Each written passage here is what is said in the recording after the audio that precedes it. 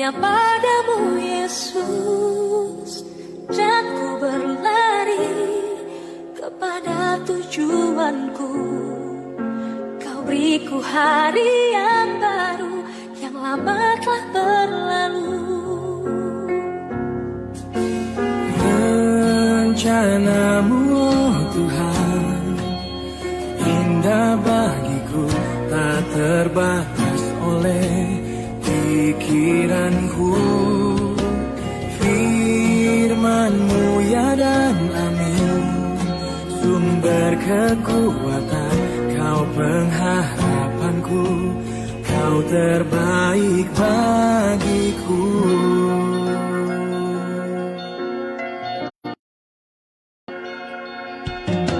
Ku melupakan yang di belakangku, ku serahkan diriku hanya padamu Yesus, dan ku berlari kepada tujuanku.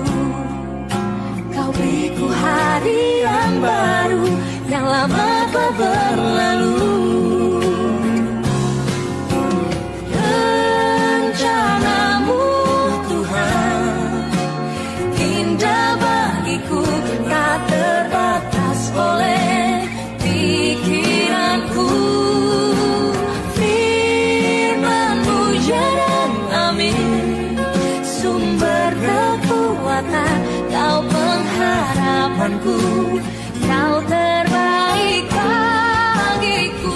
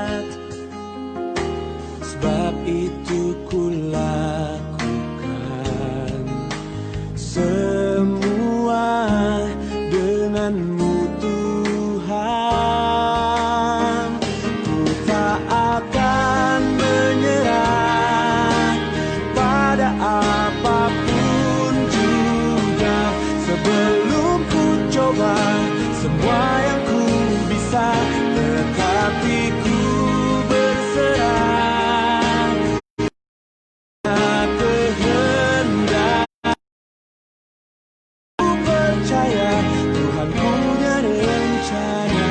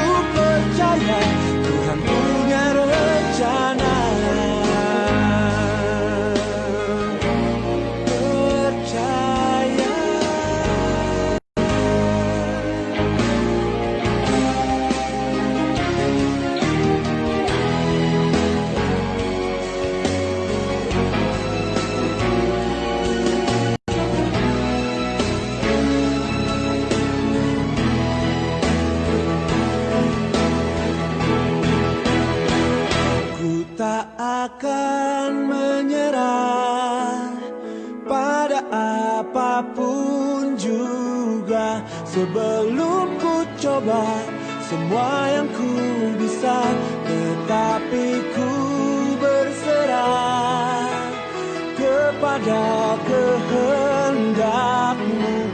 Hatiku percaya Tuhan punya rencana.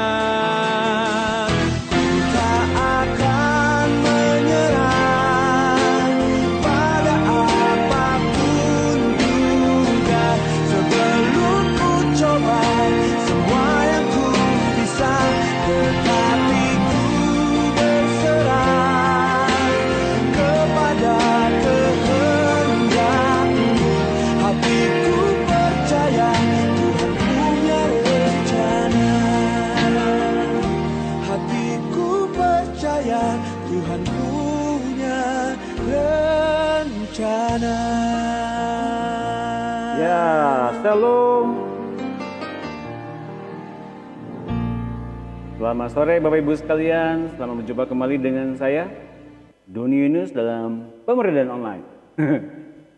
Hari Jumat, tanggal 5 Juni 2020. Bagaimana dengan kota Bapak Ibu sekalian? Mohon maaf, siaran saya terlambat karena saya baru meeting. Dan saya mohon izin tadi sebentar untuk meninggalkan dulu.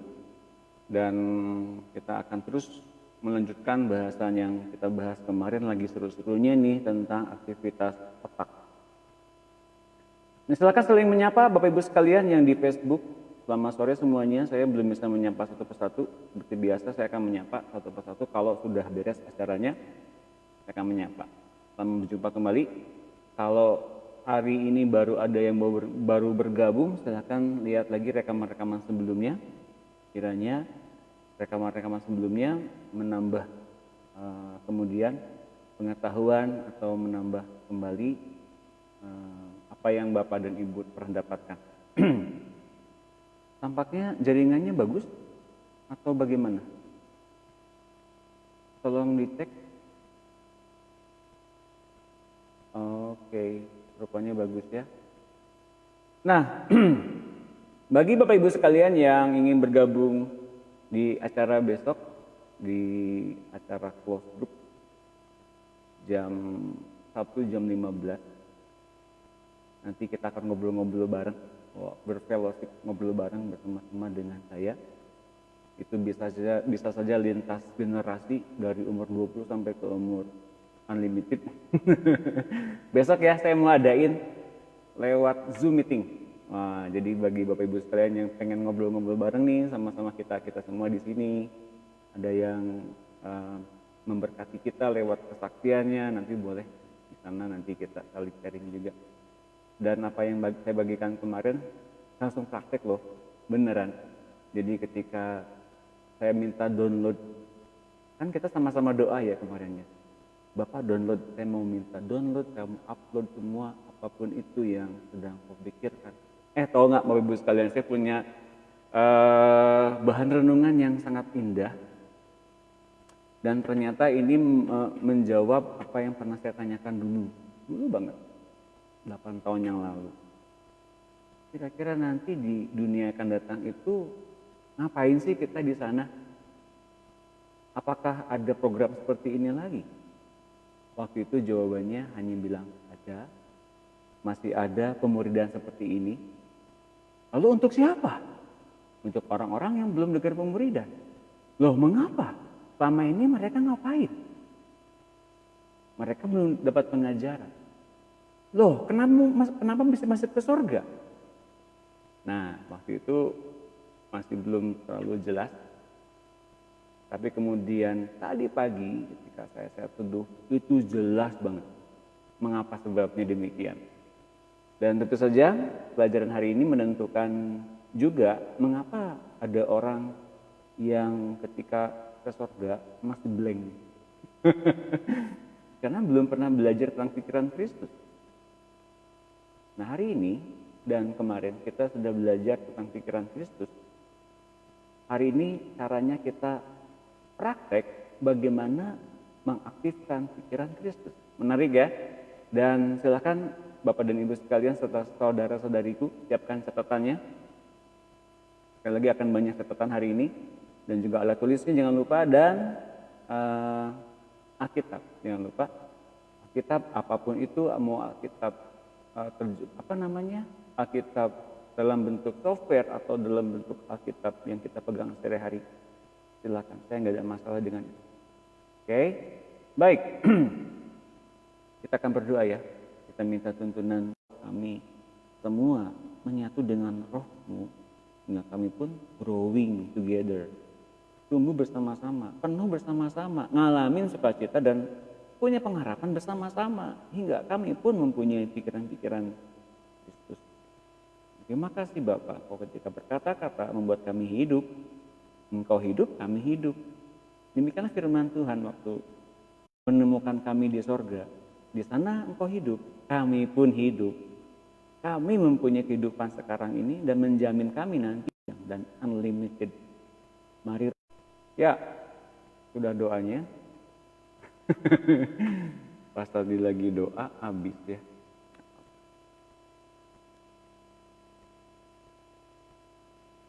Oke. Tes. Ya. Wah, ternyata tiba-tiba pada lift. Apa ya?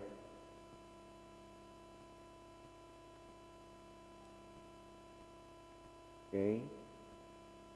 Kita akan masuk ke dalam aktivitas otak. Mohon maaf tadi siaran agak terputus seperti biasa, rupanya di ruang sebelah ada meeting. Meetingnya pakai aplikasi juga, jadi mungkin saling tarik menarik. Kita berdoa, malaikat Tuhan, sekarang aku minta bergerak untuk menguatkan sinyal yang sekarang saya pakai, yang kami pakai secara khusus di online ini, agar sampai di seluruh pelosok setiap negara, setiap suku bangsa, sampai di tempat mereka dengan kuat tanpa terputus dalam nama Tuhan. Amin. Oke.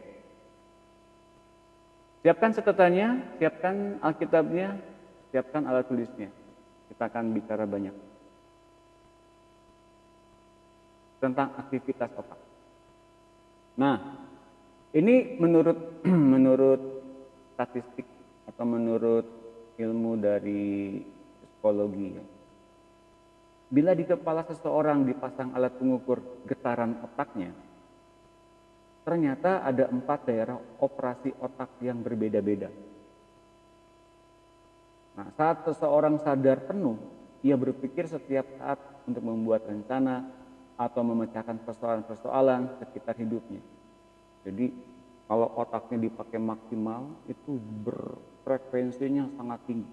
Wah, berputar-putar gitu. Membuat satu getaran frekuensi yang sangat kuat di atas 14 Hz sampai 30 Hz. Dan ini ternyata menguras energi loh, membuat seseorang rupanya menjadi stres dan sulit tidur. Sulit menemukan bahkan suara Tuhan. Sulit menemukan pewahyuan. Sulit dipimpin oleh Roh. Coba saya cek dulu ya rekamannya.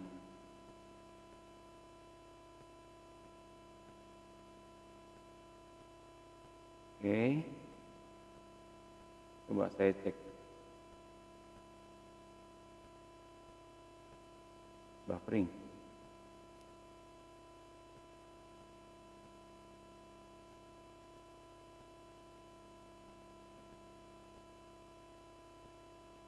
Ya. Apakah sinyal saya sudah mulai bagus ke sana?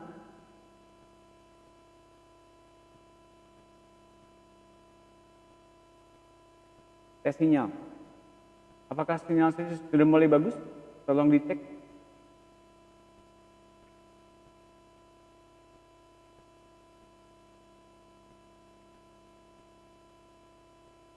Tes.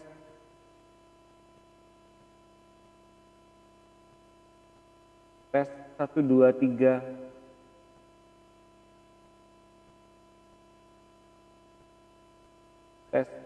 Tes.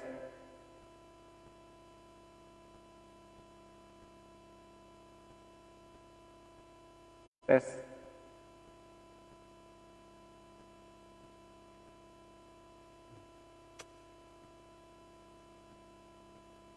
Oh, bagus ya? Sudah mulai bagus ya? Oke, saya terusin. Jadi, kalau orang berpikir terlalu banyak, mikirnya macam-macam, apalagi mikirin soal kerjaan, mikirin soal kehidupan, mikirin soal pelayanan, mikirin soal anak, mikirin soal istri, mikirin soal keluarga, mikirin soal masa depan, mikirin soal pekerjaan, mikirin soal pekerjaan sampingan. Wah, itu jadinya gimana ya? Itu sampai dengan otak bisa sampai mikir terlalu panjang itu hingga menyebabkan sukar tidur.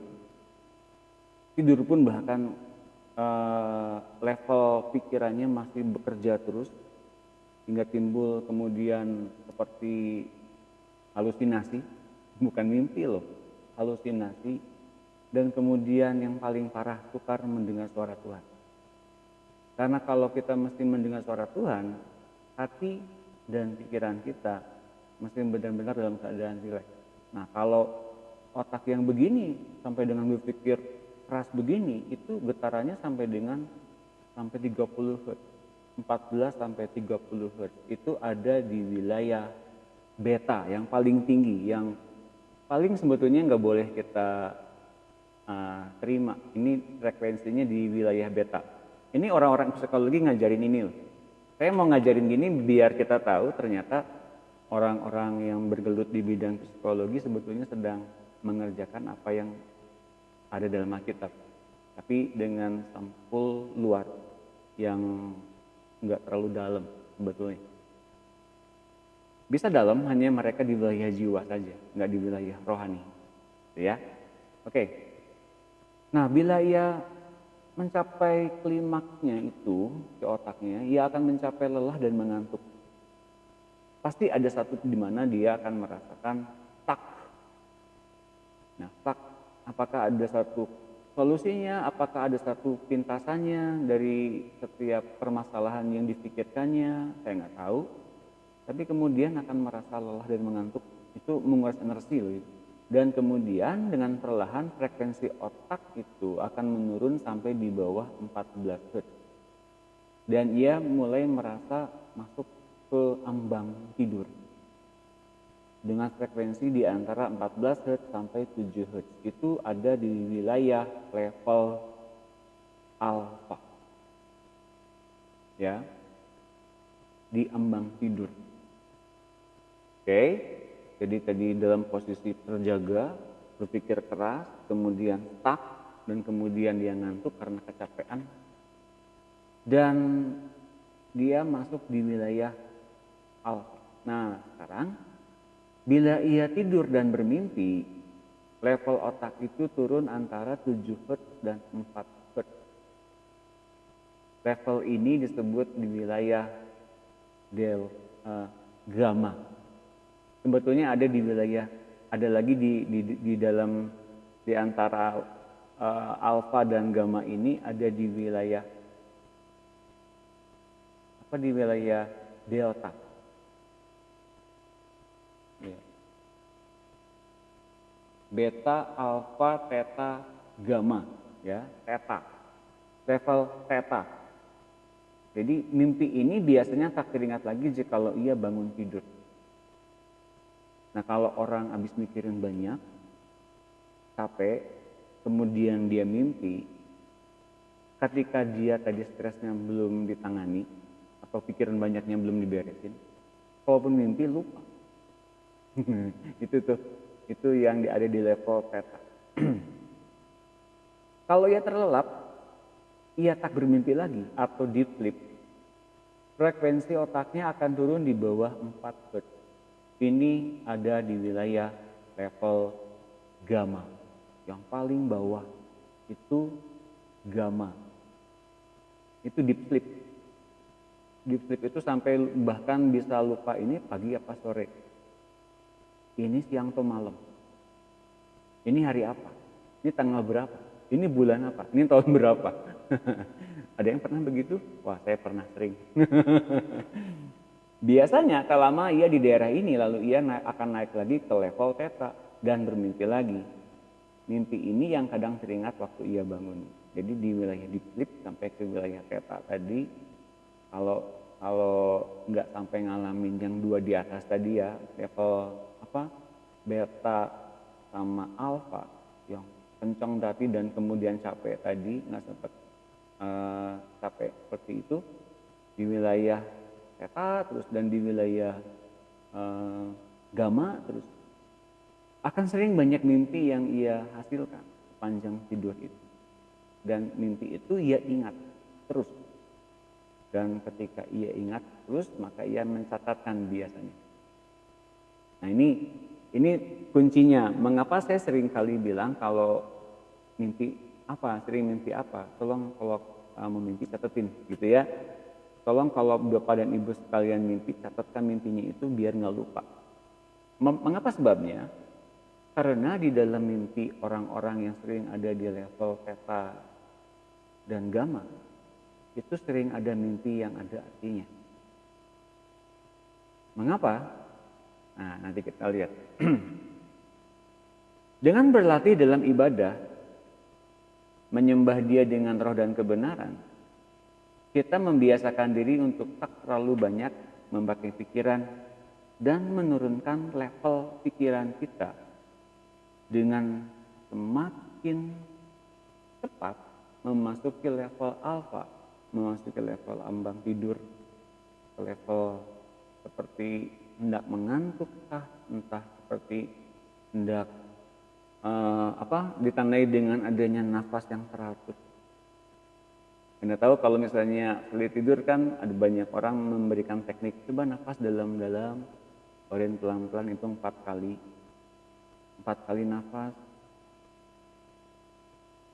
keluarin 4 kali, 1, 2, 3, 4. Ambil nafas 1, 2, 3, 4. 1, 2, 3, 4. Nah seperti begitu, itu sebetulnya melatih ke level alfa, ke level ambang tidur, ke level bagaimana kita menurunkan frekuensi otak kita ke level itu, ke level ambang tidur. Dan ketika kita masuk ke level apa itu, bahkan dengan tidur pun mudah mencapai level gamma dengan segera. Nah ini kuncinya kita memasuki alam supranatural Allah. Entah itu kita sedang beribadah, sedang menyembah, sedang beristirahat, sedang beraktivitas, pastikan Bapak Ibu sekalian mesti mengalami level alfa dan level gamma sampai ke level delta juga. Jadi yang paling tinggi, yang paling kencang otaknya, frekuensinya kan beta. Level tidur, ambang tidur itu alfa. Yang level di bawah alfa tadi theta. Yang level di bawah theta sebetulnya ada wilayah frekuensi delta, yang deep sleep-nya gamma. Oke, beda ya. Ini apalin. Nah, kalau kita dalam melakukan aktivitas sehari-hari, jangan sampai di wilayah beta dan alfa terlalu sering. Tapi di wilayah theta, delta, gamma. Frekuensi otaknya itu mestinya tenang. Jangan rusuh. Jangan sampai kita punya pikiran yang terlalu panjang, sampai kekhawatirannya, kecemasannya gitu. Cukup di wilayah 3 terbawah ini saja. Ini bukan soal ngantuk dan nggak ngantuk loh ya. Ini kalau misalnya kalau udah otaknya tenang Pak jadi ngantuk. Nggak begitu, nggak seperti begitu, nggak. Dalam keadaan kita mengalami frekuensi otak yang tenang itu, ternyata kita akan cepat memasuki alam supranatural Allah. Makanya ada orang-orang tertentu melatih pernafasan agar sampai ke level ini. Tapi kalau kita kan pakai bukan pakai saja kuasa Tuhan, tapi kemudian kita sadar yang sedang mengoperasikan itu dalam diri kita adalah benih ilahi. Dia yang ingin, sebetulnya bukan kita yang ingin. Dia yang ingin makan. Dia yang ingin tumbuh. Kan dianya udah sempurna Pak. Dia hendak bawa kita tumbuh. Sebetulnya. Dia yang hendak bawa kita menjadi sempurna. Sebetulnya. Dia yang ingin kita mendapatkan hak-hak untuk masuk ke dalam alam supranatural Allah. Itu sebetulnya. Jadi bukan untuk kita menjadi orang yang berkewajiban menyembah Tuhan, berkewajiban kita menyanyi memuji Tuhan, berkewajiban kita sampai dengan kita tidak punya pikiran yang jelek-jelek. Enggak, sebetulnya. berkewajiban gitu seperti tetap harus gitu ya. Enggak harus begitu, tapi kita mulai membuat diri kita mempersembahkan kepada Kristus yang di hati kita untuk mulai makan, mulai tumbuh, mulai growing. Bagian kita hanya membiarkan dia take over. Dia ambil alih kita. Oke. Nah, kita lihat dulu basic dari firman Tuhannya. 1 Timotius 4 ayat 7. Tetapi jauhilah cerita-cerita tahayul nenek-nenek tua, latihlah dirimu beribadah. Latihlah diri kita beribadah. Ada yang sebelum beribadah itu ada yang dengan cara-cara ritual tertentu, misalnya mesti puasa dulu, oke, nggak apa-apa. Mesti jangan lihat TV dulu, oke, silakan, nggak apa-apa. Oke, jangan terlalu bergaul dengan orang-orang dulu, nyepi dulu, silakan, nggak apa-apa. Misalnya ada orang-orang yang mempersiapkan KKR, mempersiapkan apa gitu ya, wah sampai dengan puasa dulu, sampai dengan gimana dulu. Sebetulnya untuk apa sih? Latihan beribadah, mengalami hadirat Allah secara penuh. Oke. Nah, banyak orang menduga itu nggak hubungannya dengan hipnotis, Pak. Nah, orang-orang yang melakukan hipnotis, mereka hendak melakukan satu pemaksaan. Tanda kutip. Orang yang sedang dihipnotisnya di bawahnya mesti dalam kondisi tersugesti oleh omongan yang menghipnotis. Ya, jadi ketika seseorang yang mempunyai kemampuan untuk menghipnotis itu dia mesti memposisikan dirinya di atas orang ini. Terima ya sugesti dari saya ya. Anda akan melihat sesuatu yang blub gitu. Dan ini berasal dari kekuatan magnetik sebetulnya. Dari kekuatan aura seseorang sebetulnya.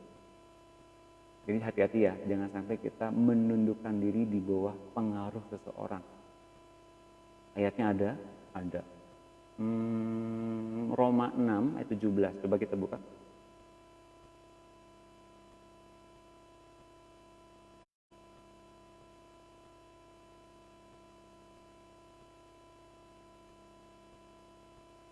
Oke, jelas banget ini Roma 6 ayat 17. Silakan baca ayatnya nanti.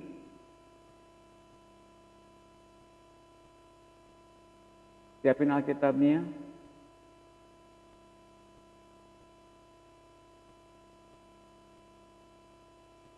Roma 6 ayat 16 sampai 17. Oke, lihat. Apakah kamu tidak tahu bahwa apabila kamu menyerahkan dirimu kepada seseorang sebagai hamba untuk mentaatinya, kamu adalah hamba orang itu. Jadi ketika seseorang menundukkan diri di bawah orang itu, terima sugesti saya. Anda akan merasa ngantuk. Ngantuk. Nah, itu dipaksa itu sebetulnya untuk menerima sugesti dari orang yang lebih tinggi, yang dianggap lebih berkuasa dari orang itu. Bahayanya apa? Lihat ini. Kalau kamu menyerahkan dirimu kepada orang itu sebagai hamba, kamu adalah hamba orang itu yang harus kamu taati. Lihat ini yang paling bahayanya, baik dalam dosa yang mimpin kamu kepada kematian, maupun dalam ketaatan yang memimpin kamu kepada kebenaran. Artinya apa? Kalau kita sedang menundukkan diri di bawah pengaruh seseorang dan kita mentaatinya, kita jadi hamba orang itu. Tapi orang itu hamba kepada siapa? Kalau hamba kepada Tuhan ini is okay. Tapi kalau hamba kepada dagingnya, hamba kepada nafsunya, ayo gimana? Makanya baik dalam dosa yang mimpin kamu kepada kematian maupun kepada ketaatan yang mimpin kamu kepada kebenaran. Artinya kita mesti hati-hati kalau menerima yang begituan dari orang lain. Pastikan dirimu tahu saat itu ketika terpaksa pada satu tingkat atau pada satu suasana tertentu, mengapa ada di situ? Apakah Tuhan yang suruh? Apakah memang hadir di situ sebagai orang yang harus taat kepada orang yang sedang terima sugesti saya, terima sugesti saya, atau terima penumpangan saya gubrak gitu ya. Itu sebagian dari pengaruh orang yang kuat itu masuk ke dalam diri orang ini. Dan pengaruh orang kuat itu ternyata membawa dampak yang besar, impact yang besar kepada orang yang disugesti ini, hingga orang ini dibawa ke orang ini pun kemanapun dia bawa, si orang ini nurut aja gitu, termasuk ke jurang maut sekalipun yang nurut aja. Gitu loh. Itu bahayanya. Siapa yang baru baca ayat itu? Roma 6 ayat 16. Itu bahayanya. Saya temukan banyak sekali ayat-ayat dalam kitab yang mungkin perlu dibuka lebih jelas lagi ya. Pak, kalau ngelamun ada tingkat di mana ya melamun? Melamun ya, bisa di tingkat beta yang paling keras, yang paling tinggi, tingkat frekuensi otaknya paling kencang. Makanya kalau melamun bisa jadi stres. Makanya jangan banyak melamun. Isi dengan pikiran Kristus. Ya.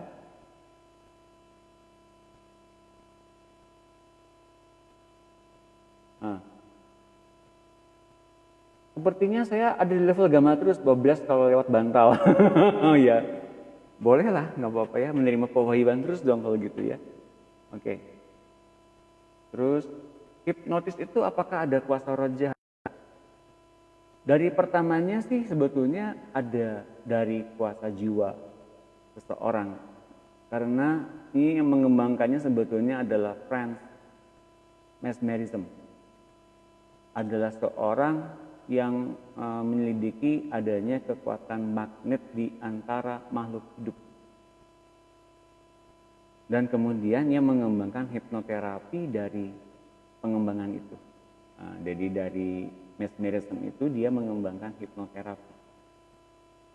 Salah satunya pengembang ini kemudian breakdown-nya adalah Mary Eddy Becker. Mary Eddy Becker ini adalah pengembang psikologi modern. Mary Eddy Becker ini pernah kena kanker stadium 4. Kemudian dia berkata-kata kepada jiwanya, saya menolak kanker, saya menolak kanker, saya menolak kanker. Tiba-tiba dia sembuh, kankernya sama sekali hilang. Nah, mengembang kemudian dalam bentuk seperti ini. Kekuatan dalam jiwa. Apakah ada kuasa jahatnya? Saya nggak berani bilang. Tapi jiwa ya, bukan roh. Dan kalau kita lihat ayatnya di banyak di ayat tertentu, jiwa kan sebetulnya mestinya tunduk pada Tuhan Yesus. Nah, apakah betul ini menentang? Nah, saya nggak berani bilang. Jadi kita masing-masing yang bilang. Gimana caranya Tuhan? Nah, gitu ya. Yang sekarang saya memberikan materinya bukan yang lain yang tadi saya bilang. Hipnotis, gimana kan itu baru luaran saja, baru berupa apa? Baru berupa sampulnya aja. Nah, kita kan di wilayah roh, di wilayah rohani, berbeda bahasanya ya. Amin. Jadi kita sekarang sedang membahas tentang aktivitas di dalam kerohanian kita. Oke, mudah-mudahan semua yang pertanyaan-pertanyaan tadi terjawab, meskipun pasti nggak puas, nggak apa-apa, karena ingat inilah hanya pabrik bukan close group. Yohanes 4 ayat 23, tapi saatnya akan datang dan sudah tiba sekarang bahwa penyembah-penyembah benar akan menyembah Bapa dalam roh dan kebenaran. Sebab Bapa mencari orang-orang yang menyembah Dia secara demikian. Allah itu roh dan siapa saja yang menyembah Dia harus menyembahnya dalam roh dan kebenaran, dalam roh. Rohnya siapa? Roh Kristus yang kita sudah undang masuk menjadi benih ilahi yang harus makan dari apa yang dikatakan Allah dalam remanya. Yang membawa roh kita, yang menyatu dengan Roh Kristus yang di hati kita untuk kemudian tubuh kita merasakan perubahan baik secara nantinya mendasar maupun secara signifikan hingga kita bisa mampu masuk ke dalam alam supernatural Allah. Saya mau contohkan dikit. Karena saya sudah tahu materi ini lebih dulu, maka saya praktekin tadi pagi selama 2 jam. Saya setting kilat dengan Allah Bapa. Wahyu 21 ayat 23. Coba kita buka Wahyu 21 ayat 23. Oke. Sebelum ayat ini muncul, saya sempat bermimpi sesuatu. Wah, gitu ya. Bermimpinya tuh saya jelas banget ada beberapa edisi mimpi. Yaitu ada mimpi mengenai saya bertemu dengan orang-orang besar. Lalu mereka berdamai dengan saya. Orang-orang besar itu berdamai dengan saya lalu mengajak berteman dengan saya. Nah, lalu kemudian ada satu pernyataan secara pribadi kepada saya. Ini buat saya secara pribadi, saya nggak ungkap di sini. Nanti suatu kali kalau ada orang ngajak begini, ikut aja begini.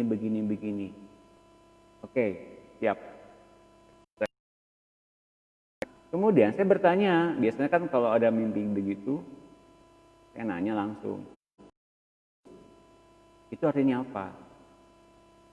Bisa saja yang menjawabnya Allah Bapa, bisa saja yang jawabnya Roh Kudus. Karena sebetulnya Roh Kudus menerjemahkan atau menginterpretasikan apa yang dinyatakan oleh Allah Bapa atau yang didengar oleh Roh Kudus dari Allah Bapa dan Tuhan Yesus. Dia menjelaskannya kepada kita. Nah, kemudian di satu ayat ini jelas. Nah, di Wahyu 21 ayat 23, dan kota itu tidak memerlukan matahari dan bulan untuk menyinarinya, sebab kemuliaan Allah meneranginya dan anak domba itu adalah lampunya. 24 ini ya. Jadi ini di kota yang sangat terang, nggak perlu matahari dan bulan untuk menyinarinya, karena kemuliaan Allah meneranginya dan anak domba itu adalah lampunya. Jadi nggak perlu ada matahari, ada bulan. Yang jadi penerangnya adalah Yesus. Kemuliaannya dari Allah Bapa, tapi mengapa lampunya Yesus? Yang jadi memendarkan kemuliaan Allah adalah anak-anak Allah. Yang seperti Yesus. Standarnya. Oke, jadi yang standarnya belum jadi Yesus, nggak bisa bermendarkan cahaya seperti Yesus, seperti apa yang tertulis dalam Alkitab yang tadi kita baca. Nah, yang membuat saya tertarik adalah di ayat 24-nya ini. Dan bangsa-bangsa akan berjalan di dalam cahayanya. Cahayanya siapa? Cahaya lampu dari anak-anak Allah yang penuh dengan Yesus. Cahaya. Cahaya itu berpendar dari dalam kota keluar. Tapi untuk apa? Untuk membawa yang ini nih. Dan raja-raja di bumi membawa kekayaan mereka kepadanya. Jadi ada raja-raja di bumi, di langit bumi yang baru, yang tepatnya gelap itu. Ada raja-raja, di tempat yang gelap itu ada raja-raja. Karena ada terang, mereka masuk ke dalam kota, membawa kekayaan bumi yang gelap itu ke dalam kota itu. Dan pintu-pintu gerbangnya tidak akan ditutup pada siang hari, sebab malam tidak akan ada lagi di sana. Dan kekayaan dan hormat bangsa-bangsa akan dibawa kepadanya. Bangsa-bangsa yang di mana? Bangsa-bangsa yang di luar Yerusalem yang baru, yang dari sorga. Jadi mereka tinggal di luar, Pak. Iya. Oh begitu, Pak? Iya. Belum boleh masuk ke dalam secara permanen. Mengapa, Pak? 27. Tetapi tidak akan masuk ke dalamnya sesuatu yang najis, atau orang yang melakukan kekejian, atau dusta. Tetapi hanya mereka yang namanya tertulis di dalam kitab kehidupan anak domba itu. Jadi yang masuk ke dalam kota itu hanya boleh yang betul-betul kudus, perfect, seperti terangnya anak domba memancarkan kemuliaan Allah. Jadi yang di bumi yang gelap itu belum memancarkan kemuliaan Allah. Belum. Jadi gimana maksudnya Pak yang najis? Yang terkena kenajisan. Seperti bagaimana Pak misalnya? Oke, saya mau jelasin. Kata kuncinya adalah tentang kebangkitan.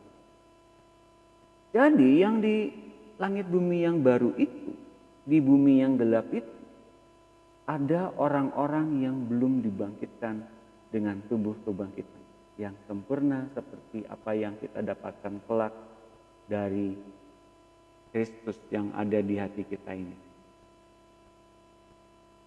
Jadi mereka pakai tubuh siapa, Pak? Pakai tubuh rohani mereka masing-masing. Oh, begitu, Pak? Iya. Sampai mereka mengalami penyempurnaan demi penyempurnaan, baru mereka boleh masuk ke dalam kota kudus itu secara permanen. Oke, sampai di situ. Karena saya belum lebih dalam lagi, masih banyak yang perlu saya kerjakan. Tenang. Ini praktek bagaimana ketika saya mengalami ketenangan, ya, dapat satu mimpi, ada artinya. Lalu saya mulai bertanya, apa arti mimpi ini? Dikasihnya itu. Penjelasannya seperti yang tadi saya jelaskan. Tapi itu baru seperempatnya. Belum seperempatnya, belum ada apa-apanya, itu baru permulaan aja. Tapi ini menarik, kemudian pekerjaan hari ini yang kita lakukan, yaitu pemuridan online bersama-sama. Sebetulnya apa yang terjadi? Saya download firman, download perkataan Allah. Apa saja yang sedang ia download ke saya, apapun itu saya mau terima, apapun itu. Saya nggak pakai pikiran saya lagi untuk mensortir ini benar apa enggaknya, ini layak apa enggaknya, ini salah apa enggak saya dengarnya, ini apa enggak saya salah lihatnya, mimpinya gimana, saya salah apa enggak ya, saya lagi mikir apa sih sebetulnya. Saya nggak mikir gitu, terima aja, tawan aja. Dan ketika saya bertanya, ada artinya, ada ayat. Dan ini masih berlanjut loh. Dan ini saya dikasih ayatnya banyak. Jadi buat saya, ketika saya sedang menonton begitu, adalah anugerah buat saya mengerti hal-hal yang mungkin belum banyak orang tahu. Tapi saya mungkin concern ke arah sana. Gitu loh. Mengapa saya concern ke arah sana? Karena kemudian Roh Kristus yang dalam diri saya mendorong saya untuk kepikiran nggak kamu pikiran seperti begini? Kepikiran nggak apa yang aku pikirkan? Iya Tuhan kepikiran. Kenapa sih Tuhan kok bisa bilang begitu ya? Nah ini aku jelaskan sekarang ya.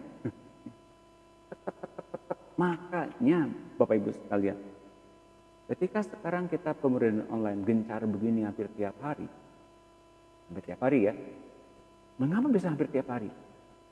Karena kita harus banyak download dari perkataan kebenaran firman Tuhan yang kemudian kita harus alami dengan sungguh-sungguh secara pribadi. Bukan kata orang, bukan kata doktrin, bukan kata hamba Tuhan tertentu. Sehingga kita menjadi orang yang gak yakin Tuhan ngomong di hati kita. Benar atau tidak itu kemudian nanti kita akan ketahui sendiri nanti. Toh mereka juga yang di luar sana pun akan lakukan hal yang sama.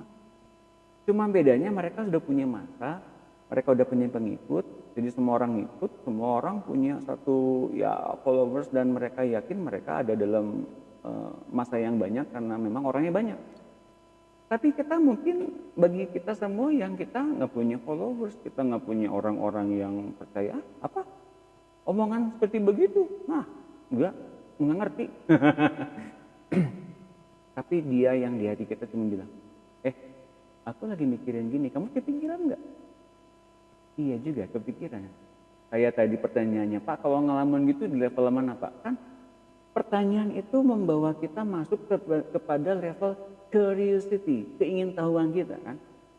Nah, Allah kita menginginkan kita untuk punya lapar dan haus akan firman Tuhan, sehingga kita punya sikap curiosity kepada apapun yang diucapkan Tuhan.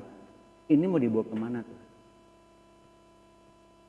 Itu asiknya Tuhan kita.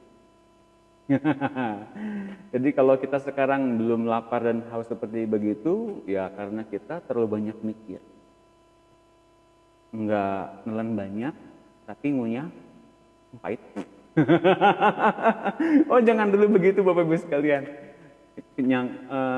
Kunyah dulu, kunyah telan. Kata beberapa dalam Alkitab, nabi-nabi pernah mengunyah. Setiap gulungan-gulungan kitab, ngunyahnya pahit. Tapi kata malaikatnya, memang pahit sih pas ngunyah. Tapi di mulutmu nanti pas turun ke perut, manis seperti madu rasanya. Pada hari-hari ini, mungkin kita terlalu banyak orang ngomong sana, ngomong sini, firman sana, firman sini, streaming sana, streaming sini, online sana, online sini, pengajaran A, pengajaran B, bla bla bla. Kita jadi bingung sendiri.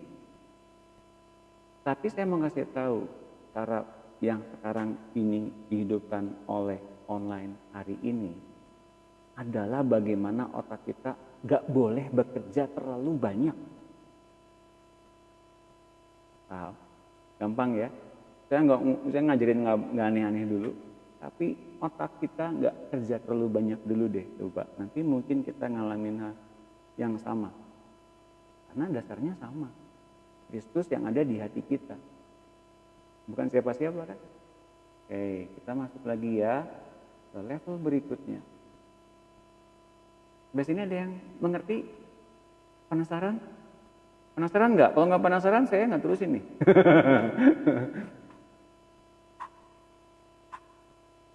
Ya, banyak pikiran jadinya malah mikirannya macam-macam. Yang harus dipikirinnya jangan dipikirin, betul ya. Jangan lupa ya, besok kita ngobrol bareng-bareng biar rame, biar ketahuan tuh. Apa yang diomongin hari ini besok kita ngobrol rame-rame. Pasti asik deh ya sama close group kita. Ayo promosiin nih yang grup-grup close group.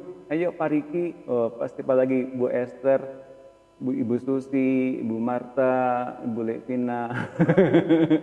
Itu yang Ibu Monica, itu yang grup-grup rame itu yang sering kali ngeremein di grup close group. Wah, itu benar-benar kita asik ngobrolnya ngalor ngidul 2 jam nggak kerasa loh, bener. Ngalir gitu aja 2 jam. Ya. Nah, kemudian kita belajar soal level pekerjaan roh yang tadi lebih dalam ya. Bagaimana level pekerjaan roh? Pada level beta, biasanya otak harus bekerja menghadapi banyak masalah berbarengan sekaligus. Wah, multitasking. Saya kasih tahu ya, multitasking itu sebenarnya nggak boleh dikerjain loh. Lebih baik beresin dulu, beresin satu persatu secepat mungkin, seefisien mungkin. Jangan multitasking. Saya sarankan begitu, agar otak kita nggak ngeheng. Habis ngeheng itu pasti pusing, sulit tidur. Tidur pun langsung ke mimpi-mimpi yang tadi kita kerjakan. Waduh, berat banget. Ya. Biasanya otak harus bekerja menghadapi banyak masalah berbarengan sekaligus dan juga sering berbenturan karena sering panik dan dikejar deadline atau tuntutan yang lain, tekanan. Hasil kerja di daerah ini tidak terlalu efektif. Nah, otak yang sering dipres begitu, dipres, ditekan, diberikan satu deadline atau satu tekanan tertentu. Kalau kamu nggak ngerjain begini, awas. Wah gitu ya, wah makin kacau tuh hasilnya. Nah, sementara bila otak bekerja di wilayah delta, ini di daerah alfa, ini daerah meditatif. Di wilayah di mana Anda sadar akan sekeliling Anda, tapi memilih diam, otaknya memilih diam, dan kemudian membiarkan Allah yang bekerja. Ini di ambang tidur. Saat seperti ini justru persoalan yang tak terpecahkan di level beta sekarang dengan mudah dapat dipecahkan. Aneh ya? Tiba-tiba ada aja itu jalan keluarnya, out of nowhere, dari manapun, dari orang yang bahkan kita nggak pikir, kok orang itu bisa ada solusinya dari mana ya? Tiba-tiba ada nawarin satu solusi, tiba-tiba ada kepikiran sesuatu hal yang mencengangkan. Kepikirannya kok tiba-tiba begitu ya. Selalu saja ada sumber solusi dimanapun, apapun, kalau kita ada di level alpha. Di level antara 7 sampai 14 Hz. Tapi kitanya mesti milih diam. Yang bekerjanya, kemudian Allah yang memberikan solusi lewat hati. Tapi pikirannya mesti diam dulu. Oke? Saat seperti ini, pikiran daging Anda berhenti bekerja. Hanya sekedar menangkap apa yang dipikirkan Kristus di dalam Anda. Ingat ya, ketika kita download itu sebetulnya ada satu cakupan memori yang besar sekali, dan mungkin saya rasa kita nggak bisa langsung download 100% memori yang besar itu. Kita punya keterbatasan dalam tubuh jasmania. Tapi asal otak kita diam, nurut, taat, ada dalam kondisi tenang, nggak mikir macam-macam, atau khawatir saja pun sebetulnya ada, tapi jangan terlalu banyak berpikir, kalau gitu gimana, kalau gini gimana, nanti kalau gitu gimana. Jangan dulu. Mulai bertanya sama Tuhan gini, Tuhan, Engkau kan di hati saya, Engkau punya pikiran kan, apa sih yang Engkau pikirkan? Nah, mulai ngomong begitu, sehingga jiwa kita dipaksa untuk mengarahkan pikiran kita ke sana, ke pikiran Kristus yang ngomong nanti kemudian di hati kita, menaruh pikiran-pikiran di dalam intuisi atau di dalam batin kita. Keadaan level ini juga tercapai saat kita selesai worship atau berbahasa roh setelah beberapa saat. Berbahasa roh adalah salah satu cara bagaimana kita membiarkan Roh Kudus take over, mengambil alih kemudian pikiran kita, dan dia yang berkata-kata lewat lidah kita, lewat mulut kita, dia yang ucapin apa. Ketika dia mengucapkan sesuatu perkataan, jiwa kita menangkap, mungkin kita belum punya karunia menafsirkan bahasa roh, bahasa lidah, tidak apa-apa. Tapi yang penting ketika kita mulai mengucapkan satu berbahasa roh dari Roh Kudus yang membantu kita berdoa itu, jiwa dan hati kita kemudian menjadi tenang dengan level yang lebih, otaknya lebih rendah. Maksudnya getarannya lebih rendah. Nah, maka Maka setelah kita kemudian habis worship dan berbahasa roh, biasanya di gereja kan kita mulai mendengarkan firman. Nah, mulai saat itulah kemudian kita bisa mendengarkan firman dengan jelas. Nah, kalau kita mulai mensetel otak kita getarannya sampai dengan serendah itu, semakin sering kita lakukan, semakin cepat tentang level alfa ini kita masuki. Seperti itulah, saat itulah kita dapat namanya hikmat, kita dapat marifat atau membedakan roh beroperasi. Keren ya? Itu saat-saatnya roh Tuhan bekerja banyak lewat hidup kita, yaitu pada saat di level-level delta. Nah, jadi sebaiknya yang perlu kita lakukan seperti apa? Banyak sekali seorang berkata, aku menyerah total kepadamu ya Tuhan. Ngomong sih begitu, hatinya enggak total.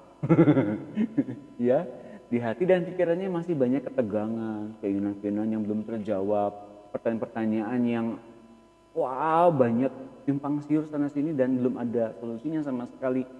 Dan belum dapat jawaban dari Tuhan, termasuk juga rahasia pribadinya. Karena kita nggak serahin total hati dan pikiran kita. Akibatnya selalu ada jarak di antara kita dengan dia dalam hal perasaan. Bila seseorang dengan iman mempercayakan seluruhnya kepada Allah, sama seperti seorang perempuan yang menyerahkan seluruh rahasia pribadinya kepada suaminya, timbullah cinta yang tulus dan damai sejahtera sepenuhnya. Keadaan ini membuat ia dapat tinggal di dalam level alfa, theta, delta, gamma yang paling dalam. Oke, contohnya bagi kita yang berkeluarga, kita mesti punya komunikasi yang intens dengan pasangan kita. Oke, kalau bagi saudara-saudariku yang belum menikah, yang belum punya pasangan, oke, tadi siang saya dapat tema, ingatkan kepada teman-temanmu di Facebook. Wah, gitu ya. Kalau ternyata memang pacaran banyak jebakannya, ayo perbanyak persahabatan dengan teman-teman. Oh, persahabatan itu indah. Saya menemukan begitu banyak hal yang indah dalam persahabatan. Mungkin tidak menjadi pasangan berpacaran, tapi dalam persahabatan semua begitu diungkapkan dan aman. Anda tahu Bapak Ibu sekalian, ketika suami dan istri mengungkapkan janji di depan Tuhan dan kemudian Tuhan menyatukan mereka, Tuhan sedang menjadikan pasangan ini sahabat selama-lamanya sebetulnya. Dan demikian pula Kristus dengan kita menjadi sahabat dan kelak jadi mempelai. Jadi dalam persahabatan itu yang paling penting adalah apa? Dan beberapa dari Bapak dan Ibu sekalian sudah mempunyai trust sama saya. Dan kemudian Bapak dan Ibu sekalian yang mempunyai trust sama saya, ternyata lebih enak kalau ngomong langsung, kalau lewat inbox siapa ya? Oh iya, tentu saja. Nah, ini sedang membuat satu program. Ternyata Tuhan kita itu terbuka bagi siapapun dan dia ingin jadi sahabat kita secara penuh. Cuman kitanya bisa nggak percaya penuh sama dia. Tuhan, saya percaya sama engkau, tapi hatinya masih dagdikduk. Nah, itu kita mempunyai hati yang terbatas. Kasih yang terbatas. Tapi kalau kita mau menyerahkan total, artinya kita mengasihi dia, percaya sama dia, percaya bahwa dia lindungi kita. Kasih Tuhan pun akan semakin tulus dan damai sejahtera begitu melingkupi kita dengan aman. Bapak Ibu sekalian, kalau kita sekarang menyadari bahwa Tuhan begitu terbukanya bagi kita, ayo banyak download hatinya Tuhan, banyak download perasaannya Tuhan. Asik banget loh, benar. Saya ngalamin satu breakthrough tadi pagi. Wah, saya bersukacita sekali ngalamin ini semua. Nah, jadi perbanyak pertemanan atau persahabatannya. Kalau dikatakan bahasa roh menaikkan imun tubuh bisa juga. Bisa saja sih kalau iman ibu ke sana. Diajakin ke sana, bisa juga. Kita itu mempunyai satu keterbatasan dalam percaya dan tubuh jasmani. Oke. Tuhannya ngomong banyak.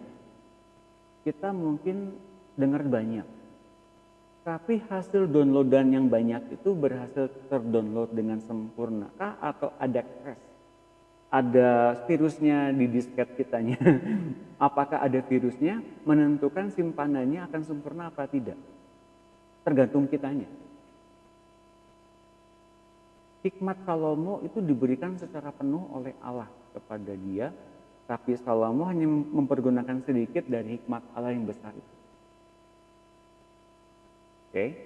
Dan itu pun dicari oleh orang-orang dari seluruh bangsa. Raja-raja cari Salomo untuk dengar hikmatnya dan bayar memberikan persembahan untuk bangun bait Allah di antaranya. Apalagi sekarang kalau kita diberi kesempatan untuk mendownload isi hati Allah, kemudian ditempatkan di dalam hati kita. Kalau kita hanya terbatas dalam hal ini, apa yang ingin kita tahu saja, rugi. Tapi apa yang sedang ia rindukan, apa yang sedang ingin ia ajarkan, dan kemudian kita buka hati sungguh-sungguh, kita minta seluas-luasnya, ayo Bapak ngomong, lebih banyak lagi. Aku sediakan waktu lebih banyak juga. Dia akan banyak ngomong. Ini yang aku rindukan. Mau nggak? Lanjutin. Mau. Ini yang sedang aku ingin bangun dalam diri kamu. Ingin tahu lebih banyak nggak? Mau. Ayo ikut. Ayo mau nggak? Ayo. Ayo ke sini. Ayo. Bapak Ibu sekalian. Tergantung kita loh sebetulnya. Betul? Mau dibawa kemana sih? Tergantung kita. Mau apa tidak? Percaya apa tidak? Itu Tuhan yang ngomong. Mau apa tidak? Oke? Mazmur 46 ayat 11. Diamlah dan ketahuilah bahwa akulah Allah, aku ditinggikan di antara bangsa-bangsa, ditinggikan di bumi. Filipi 4 ayat 6. Janganlah hendaknya kamu khawatir tentang apapun juga, tetapi nyatakanlah dalam segala hal keinginanmu kepada Allah dalam doa dan permohonan dengan ucapan syukur. Jangan lupa ucapan syukur, dan setiap doa kita mesti lebih dulu ucapkan syukur. Damai sejahtera Allah kemudian muncul yang melampaui segala akal dan segala akal akan memelihara hati dan pikiranmu dalam Kristus Yesus. Ketika kita mulai mengucapkan syukur, kemudian damai sejahtera Allah yang melampaui segala akal. Kita tahu kekuatannya nggak terbatas ya. Dan ketika kita mengucap syukur itu, tiba-tiba kekuatan yang tak terbatas itu melingkupi kita, membentengi kita, membentuk satu berkeliling. Kalau Alkitab bilang bahkan kerajaan Allah pun ditekukannya bagi kita. Ini bagi teman-teman Bapak Ibu sekalian yang sering kali memposting quotes dalam Alkitab yang diajarkan dalam online, lalu dituliskan dalam Alkitab sebagai pengingat. Silakan, ini dituliskan nanti di Facebooknya masing-masing ya.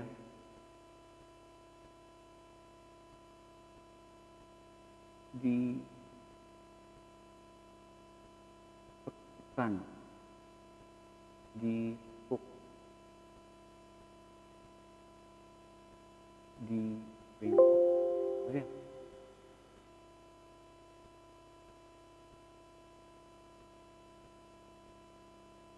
Mana ya? Nanti deh saya cari lagi. Ada ayatnya ditekukkanlah langit. Coba ya nggak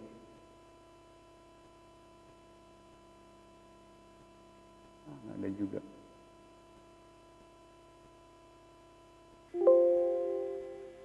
Oke, nanti saya akan cari ayatnya secara khusus. Saya baru ingat barusan. Kerajaan Allah seperti ditekukkan hanya untuk membentengi kita saja. Itu luar biasa. Saya temukan di kitab Mazmur kalau nggak salah itu waktu itu. Oke. Terus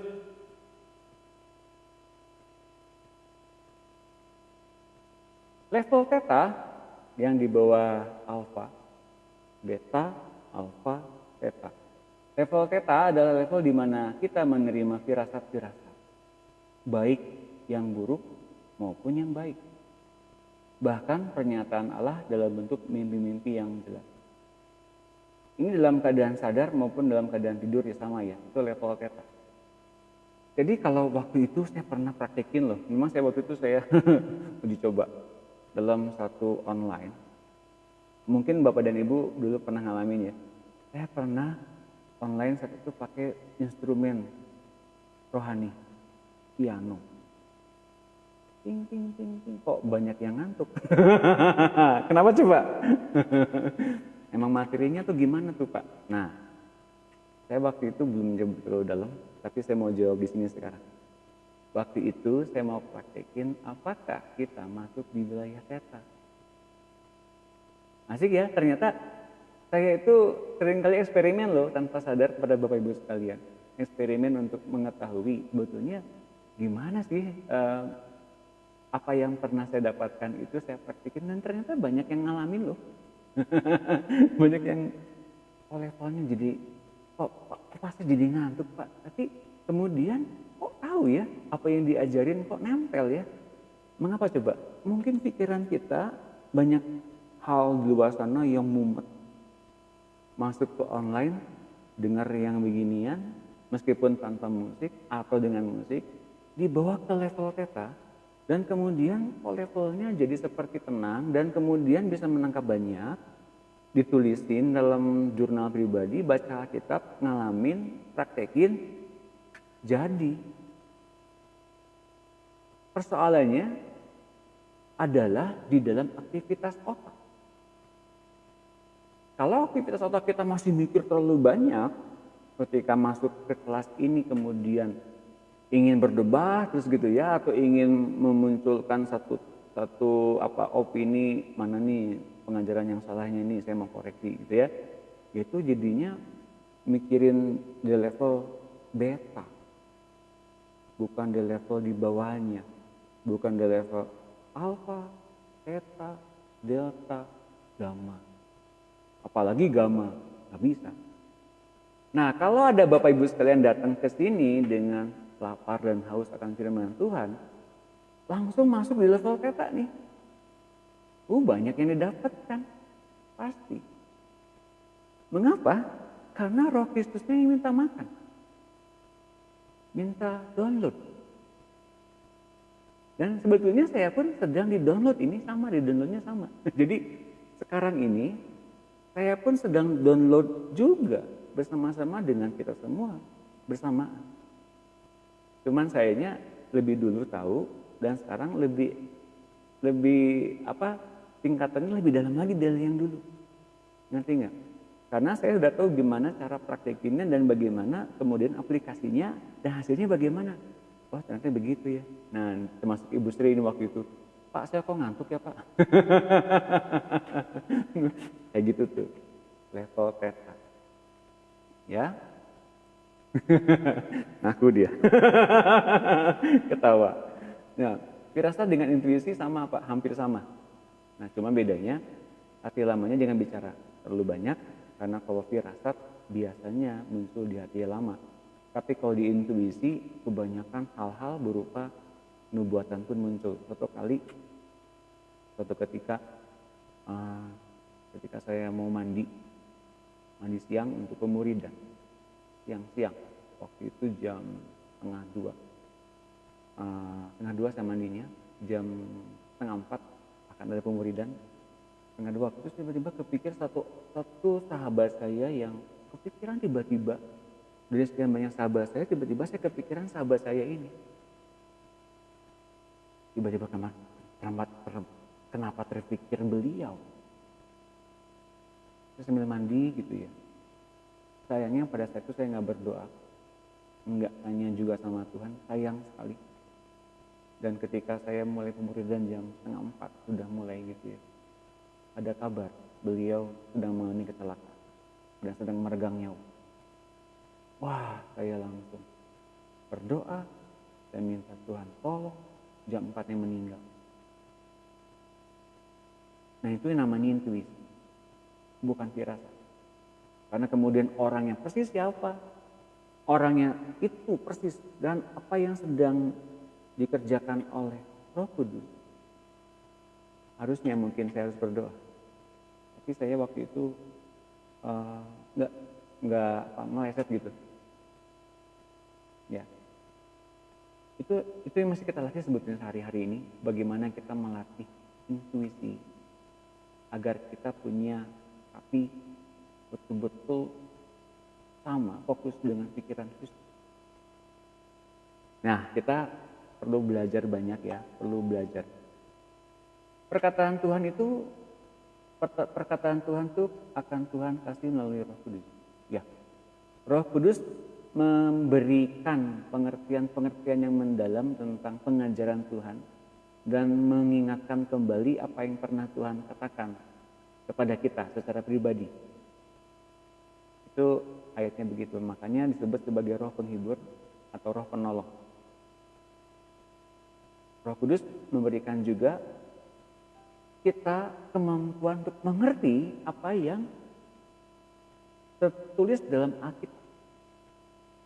Itu Roh Kudus yang memberikan urapan tertentu untuk kita mengerti. Jadi agar membuat segala sesuatunya jelas, apa yang diajarkan oleh Bapa dan Tuhan Yesus, Roh Kuduslah tugas. Nah, kalau Ibu Hester bilang soal telepati, ini beda lagi. Ini ya, kalau telepati ya. Jangan sampai kita menjadi orang yang mempraktekkan doa sihir. Saya berkata-kata kepada orang yang memakai jas itu. Berikan dompet, berikan uangnya kepada saya. Nah, itu telepati. Membentuk satu sugesti kepada orang, mentransfer pikiran kepada orang itu untuk kita kuasai, kita kendalikan, untuk orang itu memberikan sesuatu kepada kita. Kalau laki-laki biasanya, saya berkata-kata kepada perempuan yang pakai baju merah itu, berikan nomor HP-nya kepada saya. Meskipun pakai dalam nama Tuhan Yesus. Nah, itu doa sihir namanya. Itu doa sihir. Dan biasanya orang-orang dunia melatih itu.